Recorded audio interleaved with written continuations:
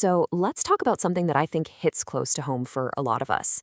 Are we just busy, or are we actually getting somewhere meaningful? Today, we're going to dive into some really timeless wisdom that can help us break out of that cycle of just doing things for the sake of doing them, and instead find some real purpose in our lives. I mean, seriously, have you ever felt like this? It's that feeling, right?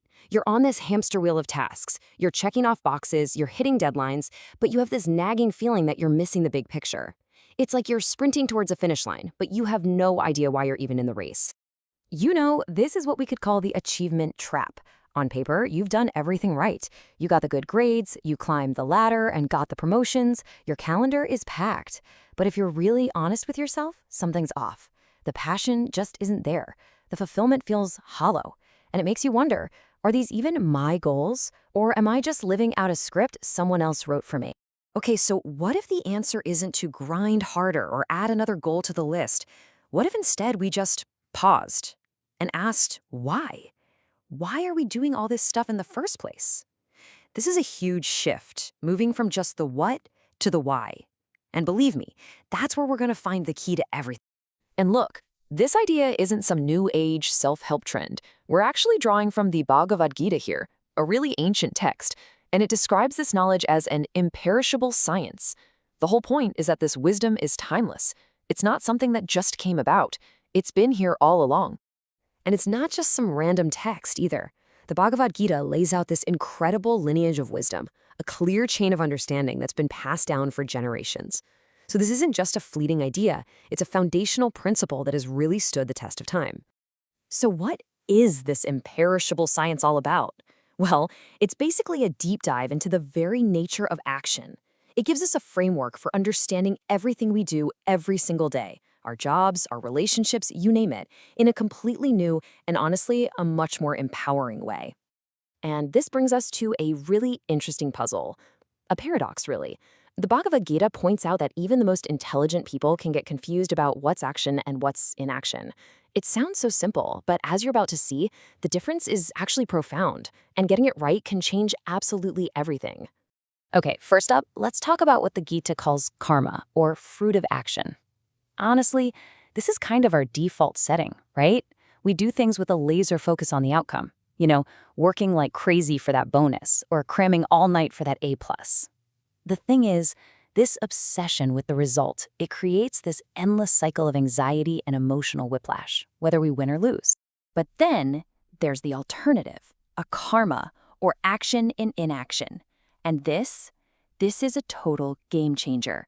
It's about doing the exact same things, but freeing yourself from being emotionally shackled to the outcome. It's about working from a place of deep purpose, and that's what liberates you from that crazy roller coaster of success and failure. And this slide just lays it all out so clearly. On the left, you've got karma. It's all about being driven by results, which just leads to anxiety and feels like an obligation. You're entangled. But on the right, you have akarma. Here, you're driven by purpose. It frees you from the results and leads to liberation. It feels like a calling. The outside actions might look identical, but your internal world is completely different. And this quote just nails that paradox we were talking about. A truly wise person can be completely engaged in the world. That's the action. But stay totally peaceful and detached from the outcome inside. That's the inaction. It's about giving 100%, but not letting your personal happiness depend entirely on the result. Okay, so this all sounds amazing in theory, right? But the big question is, how do we actually do this? How do we go from being constantly anxious about results to feeling this sense of inner freedom and purpose in our day-to-day lives?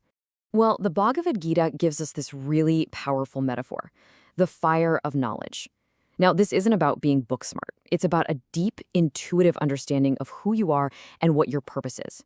And that knowledge acts like a fire, burning away all the anxieties and attachments that keep us trapped in that cycle of karma. So how do we actually build this fire of knowledge in our own lives? Well, here are 4 really practical steps.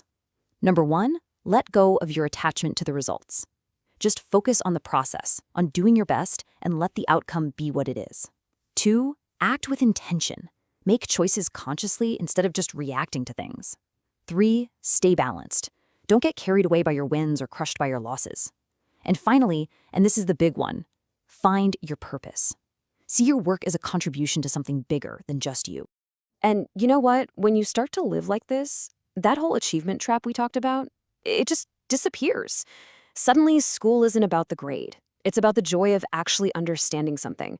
Your career isn't just a job for a paycheck. It becomes a calling that actually means something to you.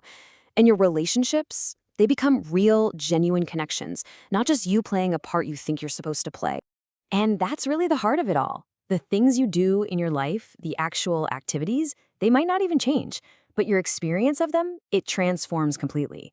Without this wisdom, life just feels like one long obligation, but with it, it becomes an expression of your purpose. So, we're going to leave you with this one final thought. We are swimming in information about what to do to be successful, to be happy, to be whatever.